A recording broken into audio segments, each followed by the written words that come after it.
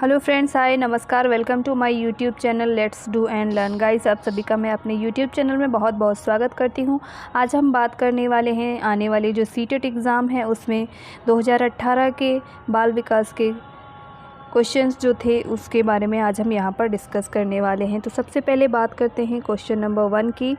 जो लोग CTET exam दे रहे हैं वो सभी लोगों को हमारी तरफ से ऑल द बेस्ट, और वो अच्छे से हमारे साथ बने रहें और ऐसे ही क्वेश्चंस को हम लोग आगे सॉल्व करेंगे। ये क्वेश्चन आंसर की जो सीरीज़ है, जो एमसीक्यू की सीरीज़ है, ये मेरी पहली वीडियो है एमसीक्यू की। तो दोस्तों, आज हम यहाँ पर आपको डिटेल में सारे क्वेश्चंस के आंसर बताएंगे। तो सबसे पहले बात करते हैं क्वेश्चन नंबर 1 की। क्वेश्चन नंबर 1 कहता क्या है? ये कहता है सामाजिक आर्थिक रूप से वंचित पृष्ठभूमि से आने वाले बच्चों को कक्षा के माहौल की आवश्यकता होती है। सामाजिक आर्थिक रूप से वंचित, क्वेश्चन को ध्यान से पढ़िएगा। पृष्ठभूमि से आने वाले बच्चों को कक्षा के माहौल की आवश्यकता होती है। तो किस तरह का माहौल उन्हें चाहिए होता है?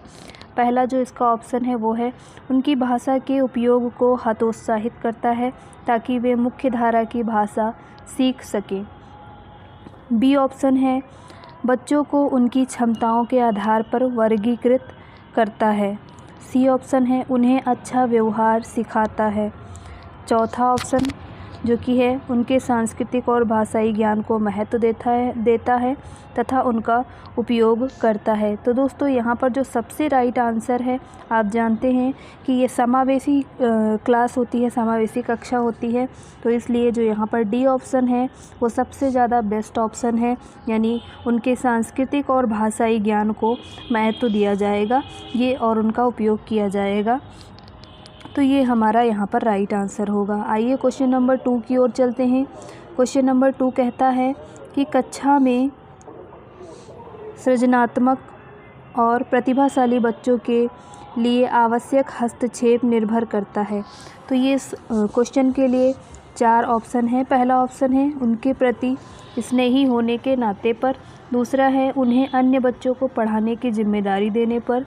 सी ऑप्शन यहाँ पर कहता है कि शिक्षक द्वारा अनुकूलित और प्रेरक निर्देशन तरीके के उपयोग पर। चौथा है इसके अतिरिक्त समय दिए जाने पर। तो यहाँ जो सबसे सही उत्तर होगा वो हमारा सी वाला होगा। सी वाला उत्तर सही होगा। शिक्षक द्वारा अनुकूलित और प्रेरक यानी प्रेरणा देंगे यहाँ पर, तो ये वाला राइट आंसर होगा, प्रेरक निर्देशन तरीके के उपयोग पर। क्वेश्चन नंबर 2 का सी ऑप्शन यहाँ पर सही होगा। ये 2018 का एग्ज़ाम का सेट है बाल विकास का। आइए चलते हैं प्रश्न नंबर 3 की ओर। प्रश्न नंबर 3 क्या कहता है? प्रश्न नंबर 3 कहता है अति संवेदनशील बच्चों को, यहाँ पर क्वेश्चन नंबर 3 है, अति संवेदनशील बच्चों को सीखने में मदद करने के लिए निम्नलिखित में से कौन सा तरीका उपयुक्त नहीं है? गाइस, यहाँ पर नहीं है, ध्यान से पढ़िएगा। तो पहला है उनके दैनिक कार्यक्रम में शारीरिक गतिविधि का समावेश। दूसरा है बेचैन होने पर अक्सर उन्हें फटकार लगाना, तो ये गलत तो हला है। एक कार्य को छोटे प्रबंधनीय खंडों में तोड़ना। और डी ऑप्शन है अधिगम के वैकल्पिक तरीकों की पेशकश। तो यहाँ पर जो हमारा बी ऑप्शन होगा बेचैन होने पर, गाइस ये हमारा राइट आंसर होगा क्योंकि ये गलत बात है। B option is right. यहाँ पर पूछा है सही नहीं है, तो ये वाला सही नहीं है, बच्चों को फटकार लगाना सही नहीं है। आइए चलते हैं नेक्स्ट क्वेश्चन पर। नेक्स्ट क्वेश्चन है अलग अलग सोच वाले पैटर्न उन बच्चों की पहचान करते हैं जो, क्वेश्चन नंबर 4 है अलग अलग सोच वाले पैटर्न उन बच्चों की पहचान करते हैं जो क्या हैं? सृजनात्मक हैं। दूसरा है प्रत्यास्थी हैं। तीसरा है विकलांग। चौथा है डिसलेक्सिक हैं। तो दोस्तों, अलग अलग सोच वाले पैटर्न, ये हमारा जो चौथे आंसर का है वो क्या है? यहाँ पर ए वाला आंसर राइट होगा क्योंकि वो सृजनात्मक बालक भी हो सकते हैं।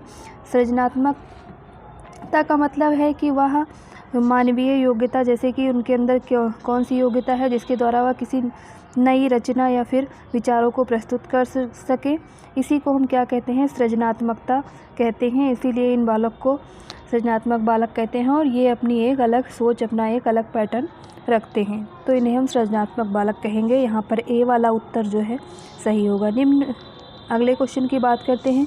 निम्नलिखित में से कौन सा शिक्षक द्वारा कक्षा में बच्चों के लिए समस्या हल करने के तरीकों का वर्णन नहीं कर सकता? गाइस, नहीं कर सकता।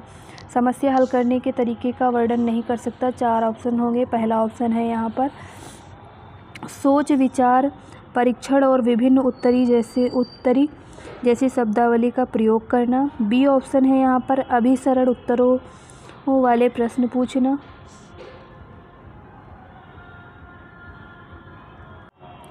सी ऑप्शन है यहाँ पर किसी विशेष समस्या को हल करने के बारे में अपनी विचार प्रक्रियाओं पर चर्चा करना। और डी ऑप्शन है कुछ हल करते समय गलतियों को करने के प्रति ईमानदार रहना। तो ये 4 ऑप्शन हैं। तो इसका जो राइट आंसर होगा वो होगा हमारा बी वाला उत्तर, यानी अभिसरण उत्तरों वाले प्रश्न पूछना। अभिसरण उत्तर वाले प्रश्न क्या करेंगे, पूछेंगे। उत्तर क्वेश्चन में नहीं करके था। तो आइए चलते हैं क्वेश्चन नंबर 6 पर। क्वेश्चन नंबर 6 क्या कहता है, निम्नलिखित में से कौन सा एक संवेग है? तो दोस्तों यहाँ पर बताना है संवेग कौन सा है। पहला है ध्यान, दूसरा है उत्तेजना, तीसरा है स्मृति, चौथा है डर।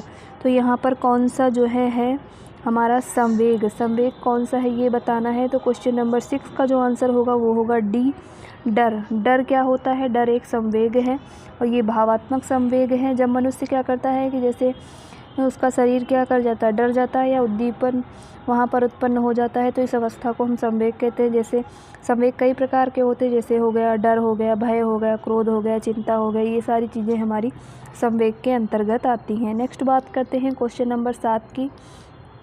क्वेश्चन नंबर 7 क्या कहता है, ये कहता है कि एक 3 साल का बच्चा बताता है कि दूध बूथ पर एक मशीन द्वारा दूध का उत्पादन होता है। निम्नलिखित में से कौन से बच्चे को समझ का सबसे अच्छा स्पष्टीकरण प्रदान करता है? कौन सा बच्चा सब समझ का सबसे अच्छा स्पष्टीकरण यहाँ पर देता है? तो उसके लिए ऑप्शन पहला क्या है? पहला ऑप्शन कहता है बच्चे ने गाय को कभी नहीं देखा है। दूसरा है बच्चे का परिवार बच्चे को प्रेरक वातावरण प्रदान नहीं करता।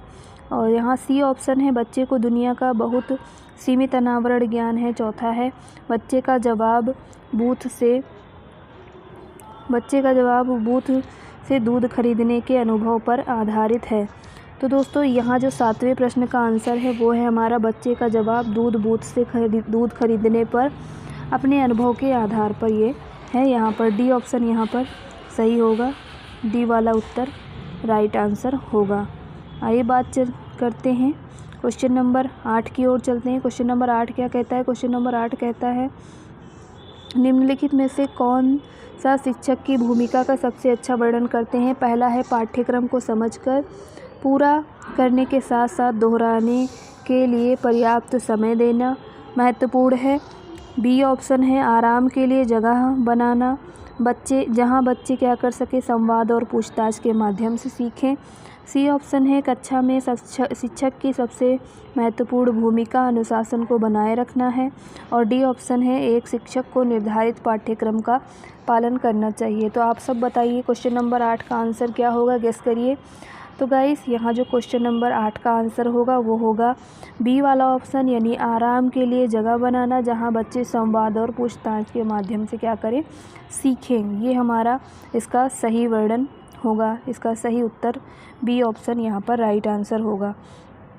प्रश्न नंबर 9 की बात करते हैं। प्रश्न नंबर 9 क्या कहता है? ये कहता है कि निम्नलिखित में से कौन सी कक्षा समृद्ध शिक्षा को प्रोत्साहित करती है?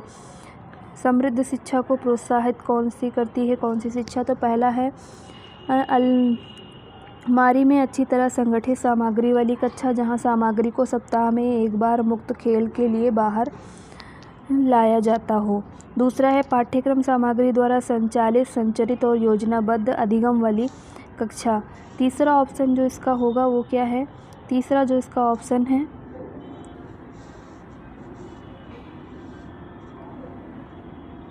वो तीसरा ऑप्शन क्या है गाइस? तो वह कक्षा, गाइस ये दिख नहीं रहा है, मैं 1 मिनट आपको ये क्वेश्चन बता रही हूँ कौन सा क्वेश्चन है।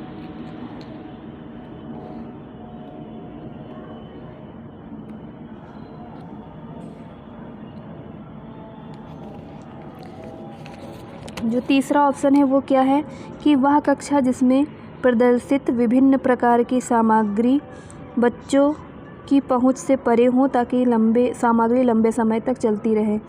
और चौथा ऑप्शन है डी ऑप्शन, वह कक्षा जिसमें खुली गतिविधि कोने हों और विभिन्न प्रकार के बाल साहित्य खुली टाग यानी शेल्फ में रखी हों, जो दिन के किसी भी समय प्राप्त किया जा सके। तो जो सबसे राइट आंसर इसका होगा मेरे हिसाब से वो डी ऑप्शन ही होगा, क्योंकि यहाँ पर सबसे बेस्ट इसका यही दे रहा है एग्जाम्पल। वह कक्षा जहाँ पर खुली गतिविधि हो, क्योंकि हम क्या करते हैं एनसीईआरटी, एनसीएफ इन सभी में क्या है खुली गतिविधियाँ, और जो बच्चों को ईजिली अवेलेबल हो वो वाली चीज़ें हम यहाँ पर कराते हैं अवेलेबल। तो यहाँ पर जो सबसे राइट आंसर होगा वो क्या होगा, डी ऑप्शन, खुली गतिविधि हो, बच्चे की पहुँच में हो, जब वो चाहे पढ़ सके, जब वो चाहे वहाँ पर अपना क्रियाकलाप कर सकें। आइए क्वेश्चन नंबर 10 की ओर चलते हैं। क्वेश्चन नंबर 10 क्या कहता है, क्वेश्चन नंबर 10 कहता है कि निम्नलिखित में से कौन सा कक्षा में पाठ्य पुस्तकों की भूमिका का सबसे अच्छा वर्णन करता है। तो सबसे अच्छी भूमिका का वर्णन कौन करता है ये बताना है। पहला ऑप्शन है वे अध्ययन के पाठ्यक्रम के बारे में शिक्षकों और माता पिता को मार्गदर्शन प्रदान करते हैं। दूसरा है वे संसाधन रहित संदर्भ में सबसे आवश्यक अधिगम संसाधन बनाते हैं। और तीसरा ऑप्शन है वे कक्षा में उपलब्ध संसाधन और संदर्भ सामग्री में से एक हैं। और चौथा ऑप्शन है वे एक राज्य या राष्ट्र में अधिगम एकरूपता बनाए रखते हैं। तो इन चार ऑप्शंस में से कौन सा सही उत्तर होगा, तो यहाँ पर मेरे हिसाब से सी वाला जो है वो राइट आंसर होगा, क्योंकि वे कक्षा में उपलब्ध संसाधन और संदर्भ सामग्री में से एक हैं। जो पाठ्यपुस्तक क्या हैं वो ये हैं, संसाधन है पाठ्यपुस्तक और क्या है संदर्भ सामग्री है। तो ये हमारा राइट आंसर होगा। नेक्स्ट क्वेश्चन की बात करते हैं, क्वेश्चन नंबर 11। और क्वेश्चन नंबर 11 क्या कहता है, तो क्वेश्चन नंबर 11 कहता है कि राष्ट्रीय पाठ्यचर्या फ्रेमवर्क 2005 एनसीएफ 2005 ने अपनी समझ से प्राप्त की है, क्या प्राप्त की है। पहला है रचनावाद, दूसरा है संज्ञानात्मक, तीसरा है मानवतावाद, चौथा है व्यवहारवाद। तो इसका जो राइट आंसर होगा वो होगा रचनावाद यानी कॉन्स्ट्रक्टिविज्म, जिसे हम इंग्लिश में बोलते हैं कॉन्स्ट्रक्टिविज्म। तो ये हम यानी कंस्ट्रक्शन का मतलब होता है नया बनाना, रचना करना, तो हम कंस्ट्रक्टिविज्म से इसको लेते हैं। तो यहाँ पर ए वाला जो है उत्तर वो राइट आंसर हो जाएगा। नेक्स्ट बात करते हैं क्वेश्चन नंबर 12। क्वेश्चन नंबर 12 क्या कहता है, कक्षा में बच्चों को प्रेरित समझा जाता है यदि वे क्या करें। पहला ऑप्शन है वे सभी उपस्थिति में नियमित हैं, वे शिक्षक से स्पष्टीकरण प्राप्त करने के लिए प्रश्न पूछते हैं, वे अच्छी तरह वर्दी पहने स्कूल में आते हैं, वे कक्षा में अनुशासन बनाए रखते हैं। तो इसका जो राइट आंसर होगा वो क्या होगा, वे शिक्षक से स्पष्टीकरण प्राप्त करने के लिए क्या करें प्रश्न पूछेंगे, वही बच्चे क्या कहलाएंगे, प्रेरित कहलाएंगे। नेक्स्ट बात करते हैं क्वेश्चन नंबर 13 की। और क्वेश्चन नंबर 13 क्या कहता है, क्वेश्चन नंबर 13 कहता है कि निम्नलिखित में से कौन सा बच्चों में अधिगम में सुधार लाने के लिए सबसे अधिक उपयुक्त है। तो कौन सा उपयुक्त है ये बताना है। इसके लिए चार ऑप्शंस हैं। पहला ऑप्शन जो यहाँ पर है वो क्या कहता है, पहला ऑप्शन कहता है कक्षा में सभी प्रकार की शिक्षण सामग्री होनी चाहिए। दूसरा कहता है शिक्षक को वास्तविक जीवन स्थितियों पर बच्चों को एक दूसरे के साथ बातचीत करने में मदद करनी चाहिए। तीसरा है नियमित मूल्यांकन परीक्षा आयोजित की जानी चाहिए। चौथा ऑप्शन है शिक्षक को विभिन्न उदाहरणों और चित्रों का उपयोग करके विषय की व्याख्या करनी चाहिए। तो यहाँ पर जो क्वेश्चन नंबर 13 है इसका जो राइट आंसर होगा मेरे हिसाब से सबसे बेस्ट आंसर जो होगा वो ये वाला है, शिक्षक को वास्तविक जीवन स्थितियों पर, क्योंकि रियल लाइफ से क्या करना है, पढ़ाई को जोड़ना है। रियल लाइफ से जोड़ने के बाद क्या हो जाएगा, बच्चे को ईजिली हर चीज़ समझ में आ जाएगा, क्योंकि वो उसकी दैनिक दिनचर्या में होने वाली चीज़ें होती हैं जिससे वो अपनी शिक्षा को जोड़ सकेगा और जीवन की परिस्थितियों के बारे में भी वो बातचीत करने में हेल्पफुल होगा। तो ये वाला जो एग्जाम्पल होगा ये राइट आंसर होगा क्वेश्चन नंबर 13 के लिए। आइए चलते हैं क्वेश्चन नंबर 14 की ओर।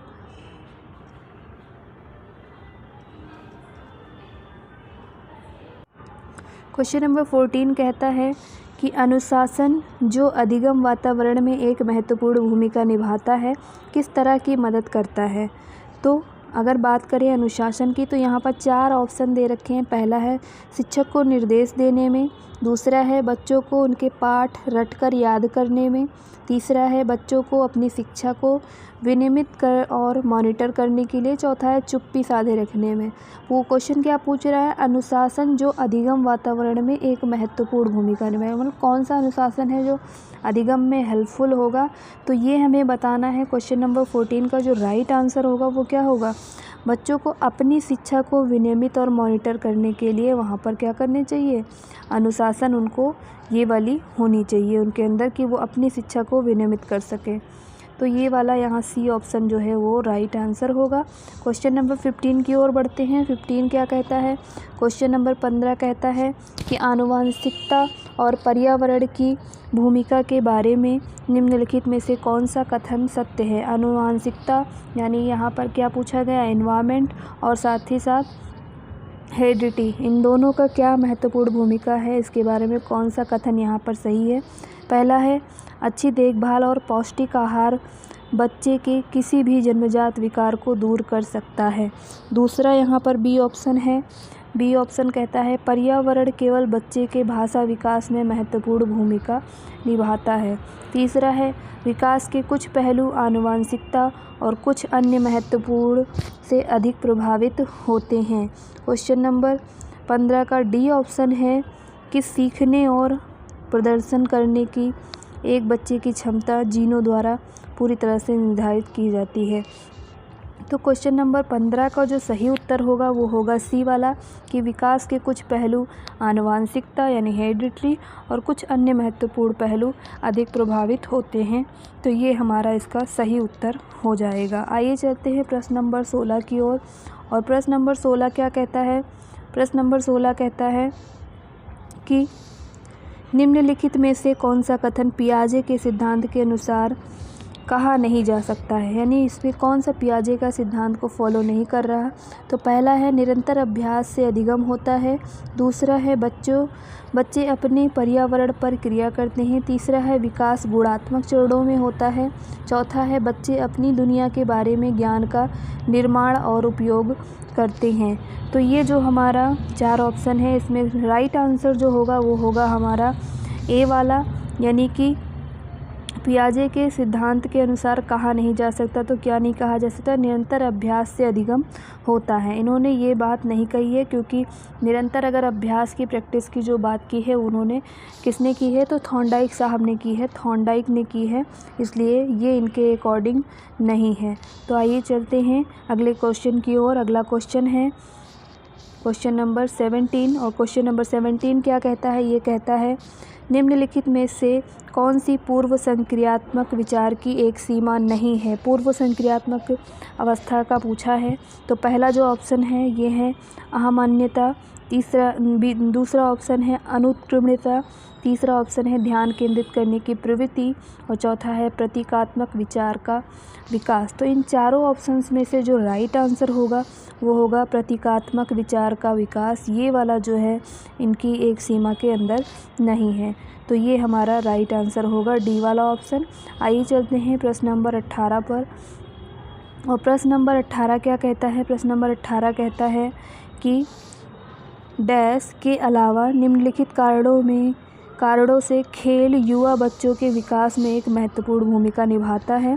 पहला है यह समय बिताने का खुद एक सुखद तरीका है। दूसरा है वे नए कौशल हासिल करते हैं और सीखते हैं कि उन्हें कब उपयोग किया जाए। तीसरा है वे अपने शरीर पर निपुणता प्राप्त करते हैं। चौथा ऑप्शन है यह उनकी इंद्रियों को उत्तेजित करता है। तो 18 का जो सही उत्तर होगा वो होगा ए वाला ऑप्शन। ए वाला ऑप्शन यहाँ पर सही होगा, यह समय बिताने का एक सुखद तरीका है। बात करते हैं अगले प्रश्न की। अगला प्रश्न है निम्नलिखित में से कौन सा प्रश्न बच्चों को गंभीर रूप से सोचने के लिए आमंत्रित करता है। निम्नलिखित में से कौन सा प्रश्न बच्चों को गंभीर रूप से सोचने के लिए आमंत्रित करता है। तो पहला ऑप्शन है क्या आप इसी तरह की स्थिति के बारे में सोच सकते हैं, विभिन्न तरीक़ों से हम इसे कैसे हल कर सकते हैं। ये था हमारा option number B. Option number C क्या कहता है, ऑप्शन नंबर सी कहता है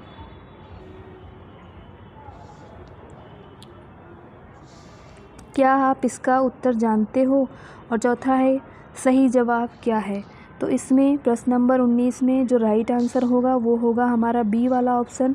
और बी वाला ऑप्शन क्या कहता था, तो बी वाला ऑप्शन विभिन्न तरीक़ों से हम इसे कैसे हल कर सकते हैं, ये वाला राइट आंसर होगा। क्वेश्चन को एक बार फिर से पढ़ लेते हैं। कौन सा प्रश्न बच्चों को गंभीर रूप से सोचने के लिए आमंत्रित करता है, तो विभिन्न तरीक़ों से हम इसे कैसे हल कर सकते हैं, यानी डिफरेंट मेथड से अगर कोई क्वेश्चन है उसको कैसे सॉल्व करेंगे, ये सबसे ज़्यादा क्या करेगा, गंभीर रूप से सोचने के लिए आमंत्रित करेगा, यानी उनकी थिंकिंग पावर को क्या करेगा, इंक्रीज़ करेगा, बढ़ाएगा। आइए चलते हैं क्वेश्चन नंबर 20 की और क्वेश्चन नंबर 20 क्या कहता है। क्वेश्चन नंबर 20 कहता है निम्नलिखित में से कौन सा विकल्प प्रगतिशील शिक्षा का सबसे अच्छा वर्णन करता है। प्रगतिशील शिक्षा, प्रोग्रेसिव लर्निंग के बारे में बताना है, तो प्रोग्रेसिव लर्निंग के बारे में सबसे अच्छा यह कौन सा ऑप्शन है जो एक्सप्लेन करता है। पहला है व्यक्तिगत अधिगम, क्षमता समूह बनाना, छात्रों की लेबलिंग करना। सेकंड है परियोजना विधि, क्षमता समूह बनाना या फिर रैंकिंग करना। थर्ड है करके सीखना, परियोजना विधि, सहयोग से सीखना। और चौथा है थीमेटिक इकाइयाँ, यानी थीम बनाकर पढ़ाना, नियमित इकाई परीक्षण करना और रैंकिंग करना। तो प्रोग्रेसिव लर्निंग का जो सबसे सही उत्तर होगा वो हमारा सी वाला होगा, करके सीखना, यानी बच्चे खुद करेंगे तभी सीखेंगे, और परियोजना बनाएंगे, प्रोजेक्ट बनाएंगे और सहयोग से, एक दूसरे के सहयोग से सीखेंगे। प्रगतिशील शिक्षा का ये सबसे अच्छा समावेशन है विचार और अनुभव का, करके सीखना। तो यहाँ पर सी वाला जो उत्तर होगा वो सही उत्तर होगा। आइए चलते हैं प्रश्न नंबर 21 की ओर। और प्रश्न नंबर 21 क्या कहता है। प्रश्न नंबर 21 कहता है कि प्रगतिशील शिक्षा के बारे में निम्नलिखित में से कौन सा कथन बताता है। शिक्षा स्वयं ही जीवन है। तो पहला ऑप्शन है स्कूलों में शिक्षा सामाजिक और प्राकृतिक दुनिया को प्रतिबिंबित करती है, यहाँ पर गलत स्पेलिंग लिखी हुई। नेक्स्ट है जीवन सच्चा शिक्षक है। सी ऑप्शन है स्कूल शिक्षा को यथासंभव लंबे समय तक जारी रखना चाहिए। स्कूलों की आवश्यकता नहीं है, बच्चे अपने जीवन के अनुभवों को सीख सकते हैं।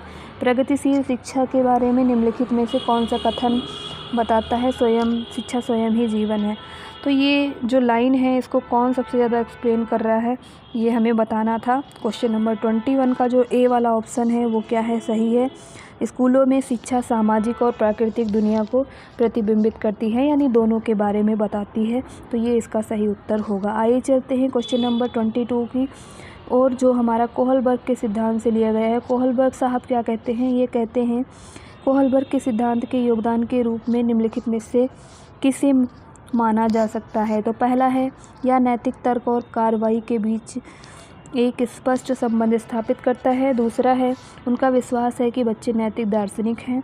तीसरा है उनके सिद्धांत के संज्ञानात्मक परिपक्वता और नैतिक परिपक्वता के बीच एक सहयोग का समर्थन है। चौथा है इस सिद्धांत में विस्तृत परीक्षण प्रक्रियाएं हैं। तो यहाँ पर जो सी वाला उत्तर है वो सही होगा, उनके सिद्धांत में संज्ञानात्मक परिपक्वता और नैतिक परिपक्वता के बीच क्या किया गया है, एक सहयोग का समर्थन किया गया है। तो ये वाला जो उत्तर है, सी वाला जो उत्तर है वो हमारा राइट आंसर होगा। आइए चलते हैं प्रश्न नंबर 23 की ओर। और प्रश्न नंबर 23 क्या कहता है, ये कहता है निकटवर्ती विकास का क्षेत्र, यानी कि जोन ऑफ डेवलपमेंट क्या है, निकटवर्ती विकास का क्षेत्र संदर्भित करता है। तो पहला है एक संदर्भ को जिसमें बच्चे सहयोग के सही स्तर के साथ कोई कार्य लगभग स्वयं कर सकते हैं। दूसरा है उस सीखने के बिंदु को जब सहयोग वापस लिया जाता है। तीसरा है उस चरण को जब अधिकतम विकास संभव है। तीसरा है डी ऑप्शन है उस विकासात्मक चरण को जब बच्चा सीखने की पूरी जिम्मेदारी लेता है। यानी 23 का जो राइट आंसर होगा, विकास का प्रॉक्सिमल जो डेवलपमेंटल क्षेत्र होगा, वो इसका राइट आंसर जो होगा वो होगा हमारा ए वाला, कि एक संदर्भ को जिसमें बच्चे सहयोग के सही स्तर के साथ कोई कार्य लगभग स्वयं कर सकते हैं, ये वाला जो है राइट आंसर होगा, तभी प्रॉक्सिमल डेवलपमेंट होगा। मान लीजिए कि आप क्या करते हैं कि यहाँ पर किसी बड़े की हेल्प लेकर और आप उस कार्य को कर लेते हैं, तो ये हमारा विकास का प्रॉक्सिमल डेवलपमेंटल स्टेज कहलाएगा। आइए चलते हैं क्वेश्चन नंबर 24 की ओर। क्वेश्चन नंबर 24 कहता है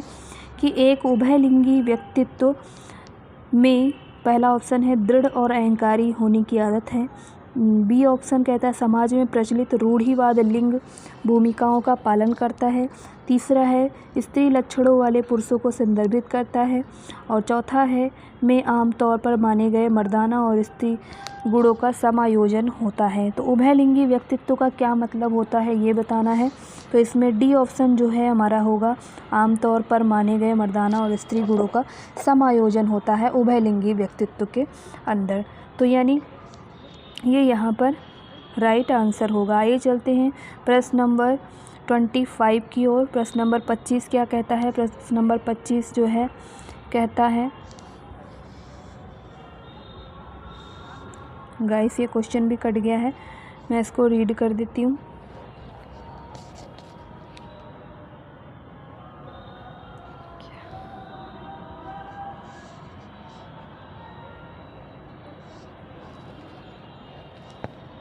क्वेश्चन नंबर 1 मिनट गाइस।